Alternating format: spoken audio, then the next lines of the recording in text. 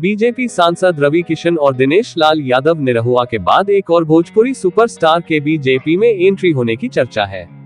तो क्या है पूरी खबर, ये तो आप आगे की वीडियो में जानने ही वाले हैं। मगर इससे पहले अगर आप मेरे चैनल पर नए हैं और अभी तक आपने मेरे चैनल को सब्सक्राइब नहीं किया है तो प्लीज कर लें, जिससे कि आगे की आने वाली वीडियो आप तक पहले पहुंचे। तो चलिए वीडियो शुरू करते हैं। लोकसभा चुनाव में अभी करीब एक साल का वक्त बाकी है, लेकिन उत्तर प्रदेश में सियासी हलचल बीते कुछ दिनों से काफी बढ़ी हुई है। बीजेपी नेताओं के साथ अब एक भोजपुरी स्टार की कुछ तस्वीरें सामने आई हैं, जिसके आधार पर भोजपुरी सुपरस्टार पवन सिंह के बीजेपी में एंट्री की अटकलें शुरू हो गई हैं। ये अटकलें उनके बीजेपी नेताओं से मुलाकात के बाद शुरू हुई है।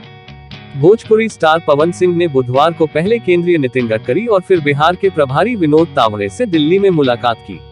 इसकी तस्वीरें भोजपुरी स्टार ने खुद अपने सोशल मीडिया अकाउंट पर शेयर की है।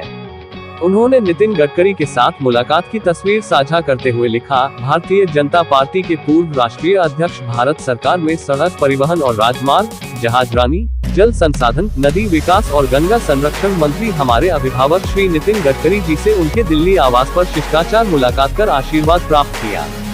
पवन सिंह ने बीजेपी के बिहार प्रभारी के साथ तस्वीरें साझा कर लिखा, आज दिल्ली में भारतीय जनता पार्टी के राष्ट्रीय महामंत्री एवं बिहार के प्रभारी श्री विनोद तावड़े जी से उनके आवास पे शिष्टाचार मुलाकात, साथ में बिहार प्रदेश के पूर्व प्रदेश अध्यक्ष एवं सांसद श्री संजय जायसवाल जी का भी आशीर्वाद प्राप्त हुआ।